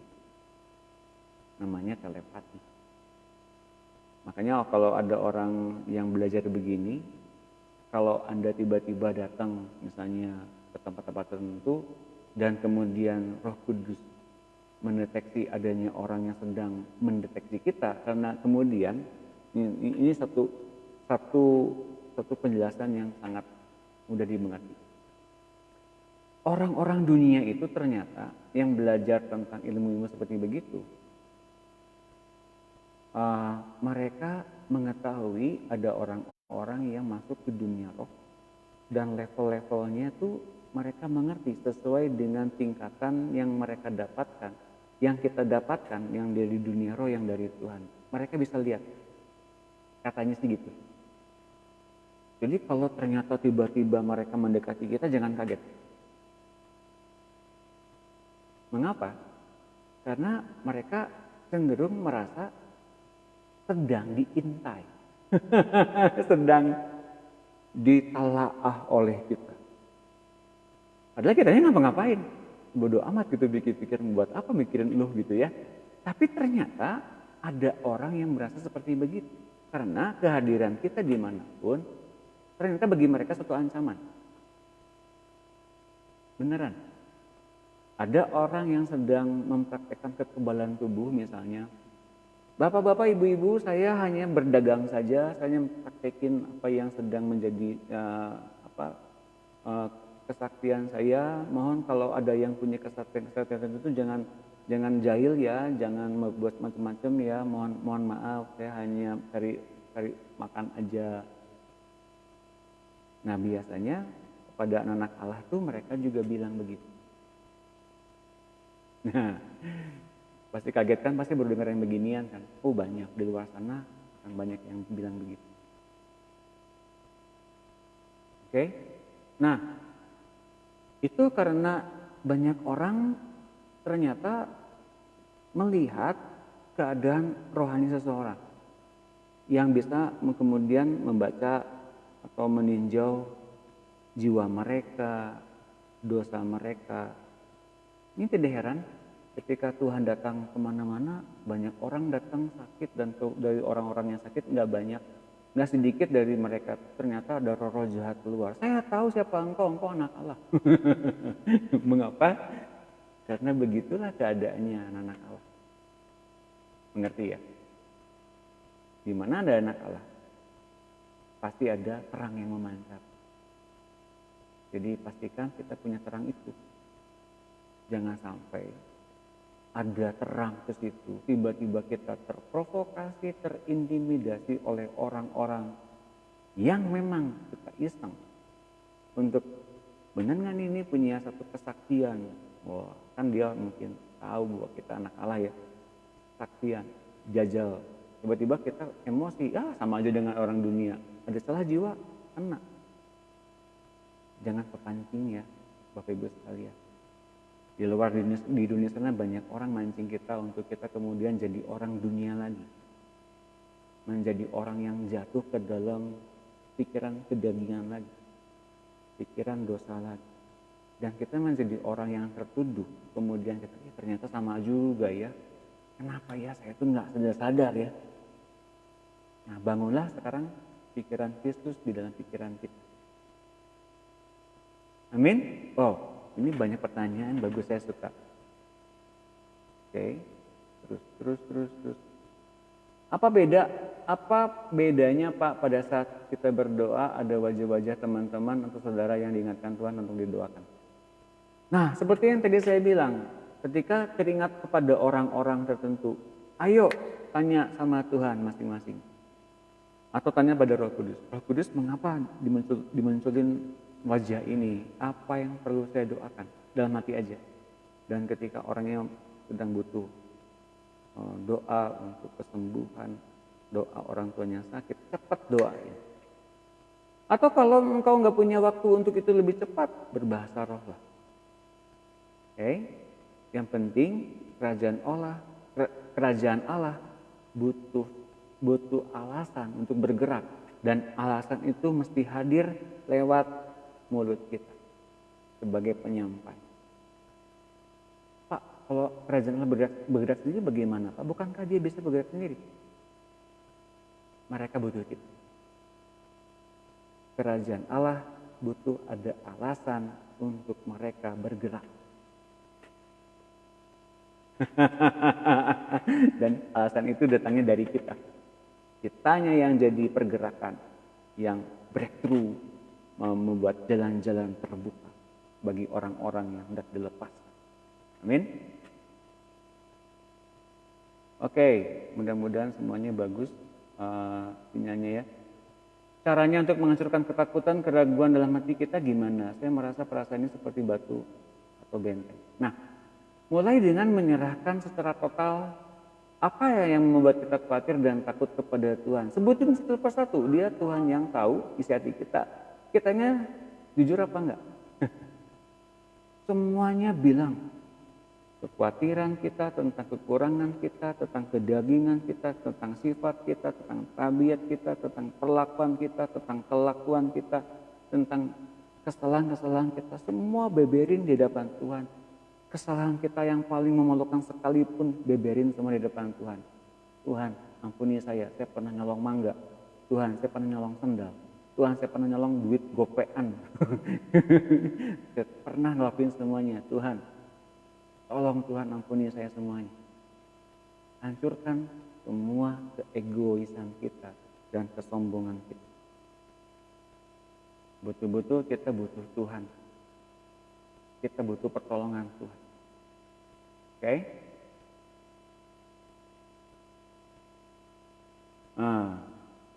Ya.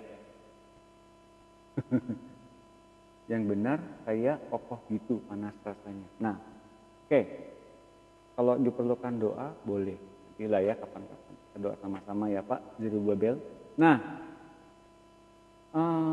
kemudian kita baca di dalam Kisah 2 ayat 17.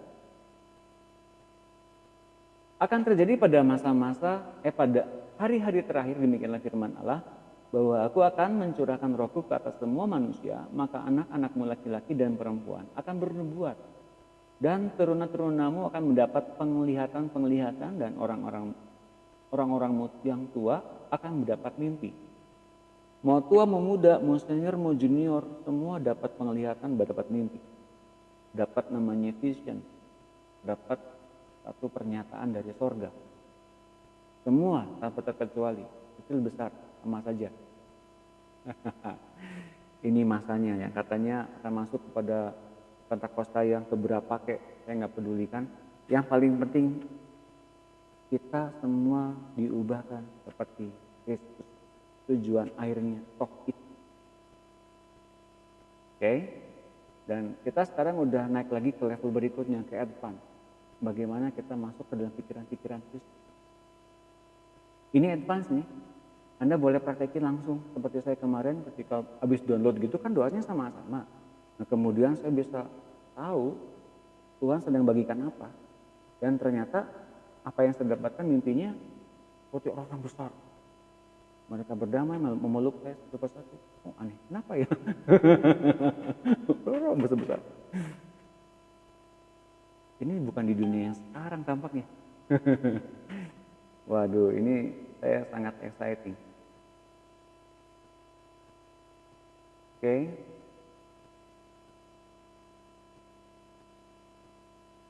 Oke. Kalau saya pernah menguji Roh Kudus, ampuni saya Tuhan, gimana? Itu juga sama. Silakan Bapak minta ampun, Roh Kudus ampuni saya pernah mendukakan hatimu, ampuni. Mohon balik lagi ke hati saya, perbarui hati saya, beri hati saya yang baru. Oke. Oke. Terus ya, level gamma sebetulnya ada di level delta dan gamma. Sebelum gamma yang paling deep sleep itu keadaan yang paling banyak sekali, kemudian kita mengalami lupa waktu. Lupa waktu itu benar-benar lupa hari ketika bangun ya. Lupa hari, lupa waktu, ini hari apa, ini jam berapa, ini siang atau malam. Bahkan mungkin yang dialami oleh Musa. Jadi Musa itu lewatin satu kesempatan ngobrol sama Tuhan, ngobrolnya banyak banget. Dia nggak prepare, dia mungkin nggak makan, dia nggak minum, dia nggak prepare apapun. Pokoknya dia ingin ngobrol dengan Tuhan lama gitu, lama banget, dekat banget sama Tuhan, memandang muka Tuhan, berhadapan muka dengan muka. Sedekat itu Musa dengan Tuhan, sampai dengan ketika habis masanya beres bicara, ngobrol gitu, tiba-tiba dia keluar dari awan. Udah 40 hari 40 malam tanpa makan tanpa minum. Nah ini level gamma. Bisa jadi seperti itu. Nah saya nggak saranin ya buat Bapak dan Ibu sekalian latihan seperti begitu, nggak saranin. Pokoknya saya mau coba 40 hari 40 malam coba, bisa nggak kuat seperti gitu? Ah jangan, nggak boleh. Jangan. Anda mesti punya kemampuan mental seperti Musa itu. Ya silahkan, saya nggak larang, tapi lebih baik jangan dulu, latih dulu pada hal yang kecil. Saya mau ngobrol dengan Tuhan, entah itu Tuhan mau jawab di hari yang keberapa, pokoknya saya nggak peduli. Saya mau dengar Tuhan bicara. Itu yang dilakukan oleh A.A. Allen. Di hari yang ketiga, tanpa makan tanpa minum, dia ngalamin Tuhan. Dan sejak saat itu hidupnya diubahkan luar biasa. Itu A.A. Allen pernah ngalamin 3 hari 3 malam. Oke. Nah, level gamma adalah level kita menerima pernyataan-pernyataan yang dalam dari hati Allah yang terdalam. Itu daerah bawah sadar namanya. Nah seringkali bagi para ibu-ibu dan bapak-bapak yang dulu sempat ngikutin online yang pakai instrumen itu ya, sebetulnya itu di alam bawah sadarnya itu ya, Roh Kudus menuliskan firman dan perkataan tepat di hatimu. Nanti someday Anda akan ngalamin apa yang diajarkan kemudian muncul. Ini nih yang diucapkan sama si Pak Doni. Karena itu di level di alam bawah sadar. Kitanya nggak sadar. Ini yang orang latih lewat sugesti ini. Tapi kan dipaksa sampai di level gamma ya, dipaksa turun. Pada dasarnya sama, tapi itu kan omongan orang. Tapi ini omongan Tuhan. Beda. Perubahan yang drastis corak hidup seseorang terjadi bila firman Tuhan diizinkan menembus ke dalam level ini. Jadi Pak Zerubbabel, Teo Nugroho, Anda mesti coba yang ini Pak. Sampai dengan firman Tuhan tembus ke dalam level di alam bawah sadar. Setup-nya di situ. Di tingkat ini barulah muncul keinginan-keinginan dalam hati kita yang coraknya tidak kedagingan lagi. Dan dengan segera kita akan menerimanya. Level ini adalah level bawah sadar seseorang. Nah, saya mulai melihat nih, ada beberapa orang-orang yang datang udah lapar duluan, udah haus duluan, udah persiapan duluan, udah mungkin doa duluan. Pokoknya udah mencuri start duluan, sudah tahu siapa-siapanya. Dan jelas dari pertanyaan-pertanyaan udah ketahuan, ini orang nyimak dari awal. Dari awal kapan? Dari awal bulan Maret. Terus runut gitu ya, jadi udah tahu. Nah, saya udah tahu nih. Nah, tanpa sadar, alam bawah sadar Bapak dan Ibu sekalian yang tadi saya katakan, itu di set up ulang, ditata ulang, hingga nggak kepikiran yang aneh-aneh lagi, atau nggak pengen satu nikmatin yang dulu pernah dinikmatin. Benar nggak? Ngalamin nggak seperti begitu? Hai Bapak dan Ibu-Ibu yang mendengar online, ada yang ngerasa begitu nggak? Hingga mendengar firman Tuhan menjadi satu kebutuhan, bukan kewajiban lagi. Tuh, tadi saya sudah siap-siap mau Zoom jam 3, ditunggu-tunggu ternyata hari ini Jumat. Benar kan? Udah harus lapar dan duluan. Nah, jadi ketika kita sekarang sadar ya, sedang udah berapa bulan nih, Maret, April, Mei, udah bulan sampai bulan keempat, ternyata kita sedang diubahkan alam bawah sadar kita. Hingga jam 5 tuh udah pasti online deh. Itu alam bawah sadarnya udah main. Ketika jam Minggu jam 5 banyak yang inbox ke saya, banyak yang nanya di Facebook, Pak, kok nggak ada online Pak? Mereka nggak sadar bahwa hari Minggu itu ada hari off-nya saya. Ya, betul ya. Seringkali ada yang sekarang udah ke setup jam 5 tuh mesti online. Mengapa? Itu Tuhan yang taruh. Bukan saya yang memprogram. Tuhan yang taruh. Kristus yang di hati kita sama-sama laparnya. Saya pun lapar. Benar. Lapar akan firman Tuhan. Kan Pak Dunia yang ngajarin Pak. Loh, kata siapa? Saya hanya bagikan apa yang diajarkan kepada saya. Saya pun ketika dia ngajarin orang lagi, saya makan juga loh. Wah.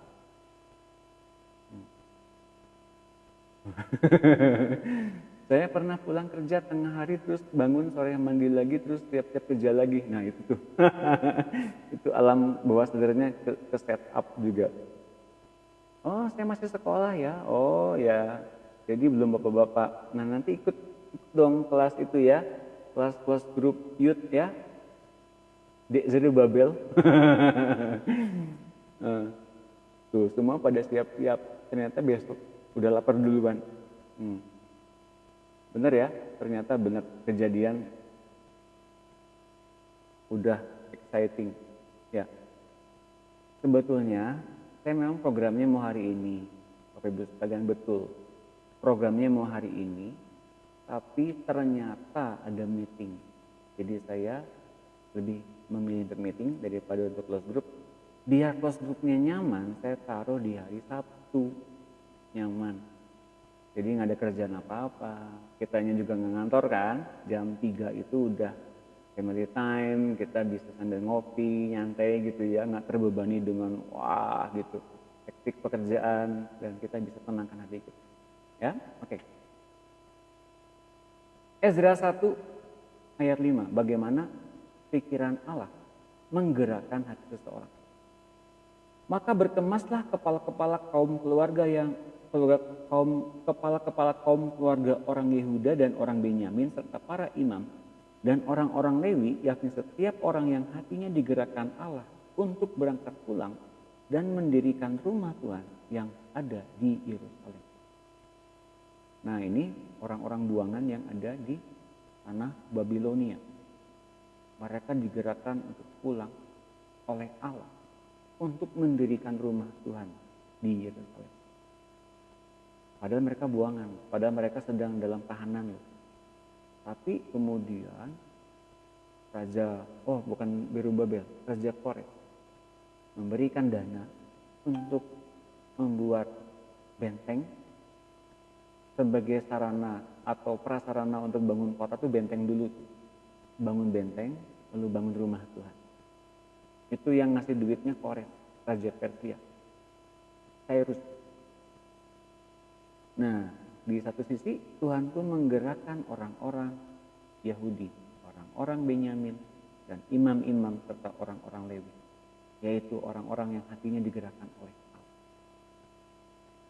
untuk pulang kampung. Ini nih, kalau Tuhan yang bukan yang kerja, susah untuk pulang. Karena mereka orang buangan, nggak punya duit apa-apa. Tapi Tuhan gerakan Raja Kores, orang Persia ini, untuk memberikan dana untuk bangun bait Allah. Tuhan kita keren loh, Dia punya rencana yang indah. Ya, Yohanes 15 ayat 7, jikalau kamu tinggal dalam aku dan firmanku tinggal dalam kamu, mintalah apa saja yang kamu kehendaki dan kamu akan menerimanya. Kalau alam bawah sadar kita sudah di setup, jadi kita nggak bisa lagi ngomong asal ngomong aja gitu. Tuhan, saya pengen sawah 5 hektar. Tuhan, saya ingin mobil baru Rolls Royce. Wah, Rolls Royce Phantom. Bapak surgawi, saya minta motor Ducati. Wah, nggak kayak gitu lagi. Kenapa? Karena alam bawah sadarnya nggak bisa lagi beroperasi macam-macam. Tapi hanya apa yang pernah didapatkan dari firman Tuhan saja. Dan kalaupun ia berkata-kata tentang hal-hal yang besar, itu ternyata Tuhan ada di dalam situ dan ngomong di situ. Mengerti ya? Jadi ide dasarnya itu dari Tuhan tentang berdoa. Oke, bagaimana sampai dengan saat ini? Oke ya, udah jam 19. Oh, bentar banget ya. Nggak kerasa ya. Ya, tentu saja kalau ada yang kelompok youth saya mau masukin Matthew. Itu pernah saya doakan juga. Wah, Matthew termasuk dalam program Kerajaan Allah loh ya, Bu Monika Bangun ya. Saya exciting membangun grup ini, luar biasa. Kita akan sama-sama dibangun. Saya tepatnya yang diberkati oleh grup ini loh sebetulnya. Mintalah apa saja yang kamu kehendaki, kamu akan menerimanya. Wah, keren kan? Kalau ada apa? Firmanku ada di hatimu. Ayatnya ngomongnya gitu. Jikalau kamu tinggal dalam aku dan firmanku dalam kamu. Artinya dasarnya tuh tetap dari perkataannya dia. Jadi dengan sembarangan juga ya. Oke. Mendengar suara Tuhan adalah awal pergaulan pribadi dengan Tuhan secara intim. Suatu saat Dia hendak membawa kita masuk lebih dalam ke dalam mahligainya. Mahligai itu apa ya? Kesukaannya, kedekatannya sangat intim sekali. Sangat membuat kita tuh menjadi orang yang terdekatnya. Tahu nggak, murid Tuhan Yesus yang merasa dekat dengan Tuhan Yesus hanya Yohanes. Yang lain nggak? Betul nggak? Yohanes itu memandang dirinya yang paling dekat dengan Tuhan. Meskipun semua orang tuh berhak mendapatkan itu karena memang respon Tuhan tuh semuanya adil kepada murid-muridnya sebetulnya. Nah sekarang kalau kita bilang, saya dengar suara Tuhan, Tuhan baik sama saya, Tuhan mencintai saya. Mungkin ada orang yang gimana gitu. Mengapa? Karena mungkin kita merasakan kedekatan itu dengan Tuhan, itu memang wajar. Nah tapi ini kan Dia yang hendak menjadikan kita masuk dalam mahligainya. persekutuan yang lebih dalam lagi, bukan seorang Tuhan kepada hambanya, bukan, tapi bagaimana antara sahabat dengan sahabat, dan lebih lagi antara kekasih dan kekasih hati. Saya bicara bukan soal cinta duniawi ya, tapi saya bicara soal kasih yang diberikan oleh Allah. Cinta duniawi mengaburkan kasih dari Allah. Tapi kasih yang dari Allah itu betul-betul nyata, membuat terpaan yang kita rasakan kemudian bisa mengubah karakter kita.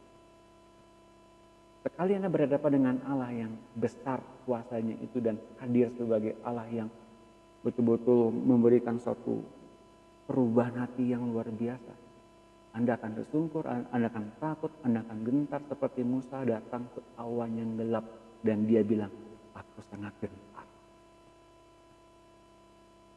Oh Bapak Ibu sekalian, tapi demi kita, ia menjadikan kita menjadi mahligai, menjadi kita kekasihnya. Kemudian ia memberitahu tentang rahasia-rahasia yang tak diketahui orang lain kecuali Anda. Bapak dan Ibu, nangkep ya apa yang saya bagikan tadi di awal tentang kitab Wahyu. Saya senantiasa berprinsip sejak awal, kalau saya berjumpa dengan Tuhan, saya ingin selalu mendapatkan yang pertama kali datangnya dari Tuhan, dengernya dari Tuhan, yang paling fresh, yang dari Tuhan, yang dari sorga. I got it first. Saya seringkali punya pedoman itu kalau saya sedang berjumpa dalam saat teduh bersama-sama dengan Tuhan.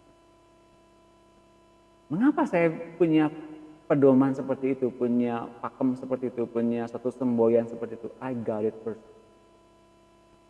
Karena dia menginginkan saya untuk tahu lebih dulu, bukan saya yang pengen. Aku kasih tahu ini, mau tahu lebih dalam enggak? Oke, Tuhan mau. Ayo ini, masuk lebih dalam. Masuk sebagai sahabat, jangan sebagai hamba. Dia yang ngajak, bukan saya yang ngedorin diri. Anda pun harus begitu di depan Tuhan. Tunggu sampai dengan Tuhan melihat kapasitas Anda sebagai kekasihnya, sebagai sahabatnya, hingga kita dilayakkan masuk. Kamu mau tahu nggak apa yang kurasakan? Mau. Ini Anda akan nangis, Anda akan terkejut, Anda akan terpukau, Anda akan tersungkur. Dan Anda akan mengakui, oh Tuhan kau baik. Wow.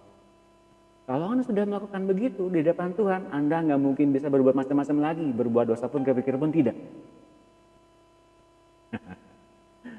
Itu Tuhan yang kerja, yang mengubah hati kita menjadi hati yang lain. Asik ya ketemu dengan Tuhan seperti gitu ya. Wah udah jam 7, udah beres. Oh oke, dikit lagi.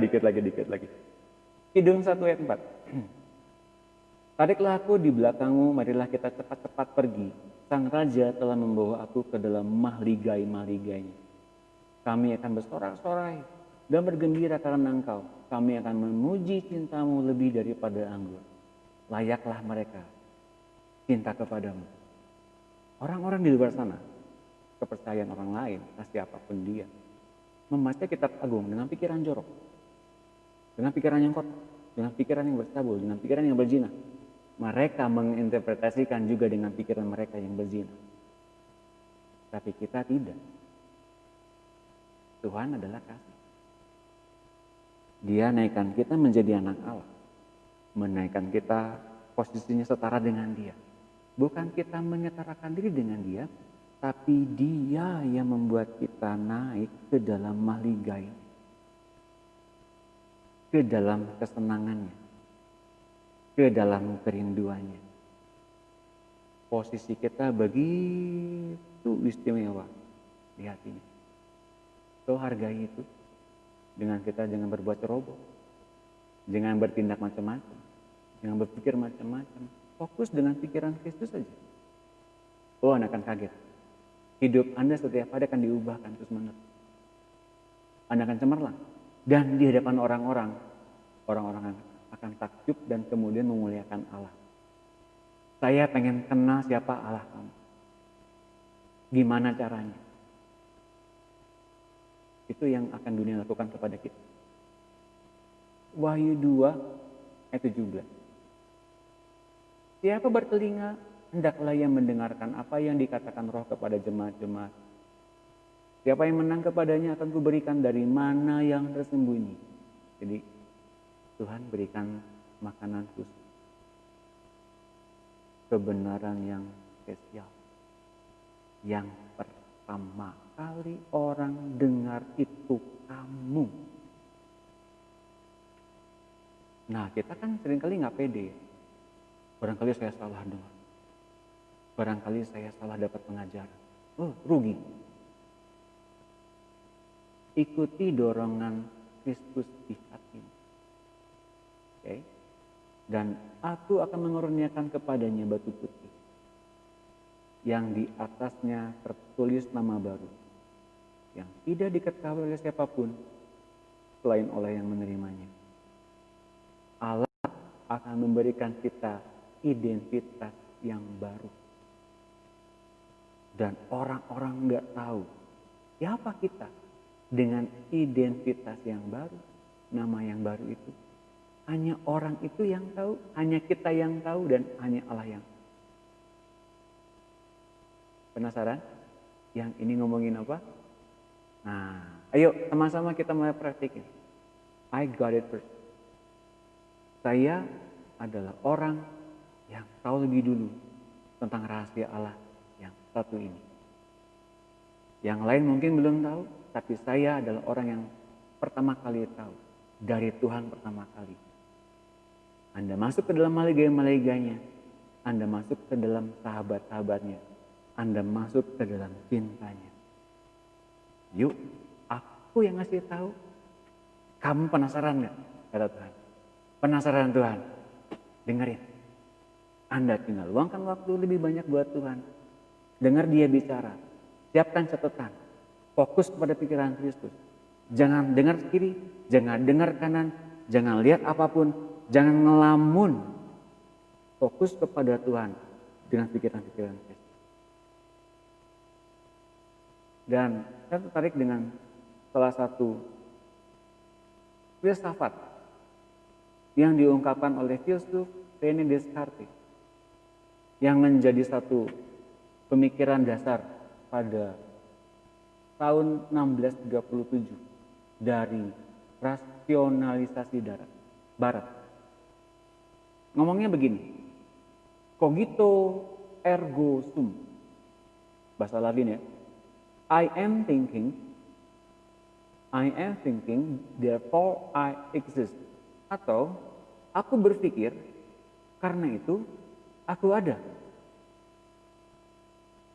Kemampuan berpikir seseorang ternyata bisa membuat dia menjadi potensinya sangat menakjubkan. Tapi kemudian dia melupakan Tuhan. Hari ini, saya nggak ngajak ke situ. Hari ini saya mengingatkan, potensimu itu adalah selevel dengan Kristus sebagai Tuhan yang ada di hatimu masing-masing. Dan dia hendak membawa kita masuk seperti kita masuk dalam satu persekutuan yang intim, yang dekat. Rahasia-rahasia yang akan diungkapkan lebih banyak lagi. Dan kita yang adalah orang-orang yang pertama tahu. Kalau kita sudah menemukan kita sebagai sahabatnya, sebagai kekasihnya. Dengan cara apa? Yang pertama, yang saya bilang ya, jangan pikir terlalu banyak. Terima pikiran Kristus. Dengan suara Roh Kudus. Dengan suara Tuhan di hatimu, catat. Berdoa. Mari kita berdoa. Haleluya. Bapa Surgawi, kami mengucap syukur. Kami diajak masuk ke dalam maligai-maligaimu. Kami masuk menjadi sahabat-sahabatmu. Kami masuk menjadi anak-anakmu. Kami mengucap syukur. Ini satu privilege. Kesempatan yang berharga, yang luar biasa, yang mulia, yang so precious. Bapa, kami mengucap syukur karena kami adalah bagian dari hati-Mu juga. Kami dilahirkan kembali oleh firman. Kami adalah firman pada dasarnya. Kami juga mempunyai benih ilahi yang tumbuh bersama-sama dengan roh kami untuk kami serupa dengan Tuhan Yesus yang di sebelah kanan. Kami sekarang juga belajar bagaimana kami mengendalikan pikiran kami agar kami hanya berpikir apa yang dipikirkan Tuhan. So, pada saat ini Tuhan, kami minta kepadamu, apa yang sedang kau pikirkan Tuhan, bagikan kepada kami. Engkau yang hidup di kami masing-masing dalam benih ilahi yaitu Roh Kristus. Berbicaralah ya Tuhan di hati kami. Kami menguduskan Kau sebagai Tuhan. Bicara di hati kami, ajar kami berpikir dengan tenang. Kami sekarang membuat pikiran kami stop. Kami tidak berpikir banyak, panjang, kemana-mana, ngelamun. Tapi sekarang kami mau biarkan pikiranmu ini bekerja, beroperasi, bergerak lebih banyak. Tuhan, mari tuntun kami, anak-anak Allah, untuk belajar mendengar Kau bicara. Apapun yang sedang Kau ucapkan pada saat ini, kami mau catat, kami mau dengar-dengaran. Kami mau makan bersama-sama dengan Kau. Kami mengucap syukur, Roh Kudus bantu kami untuk percaya, bantu kami untuk mengerti, bantu kami untuk mencatat.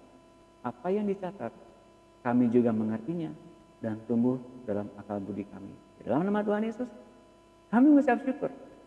Kami mau dalam hadirat Allah dengan tenang.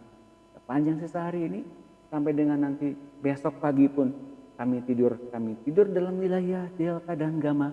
Kami tetap menerima pewahyuan, mimpi yang ada artinya.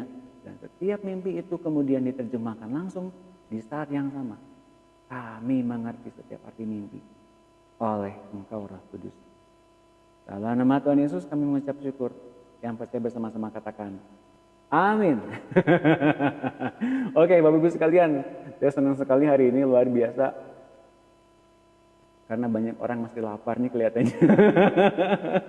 Saya nggak menduga kalian selapar ini dan sehaus ini, dan mohon maaf ya, udah jam 7.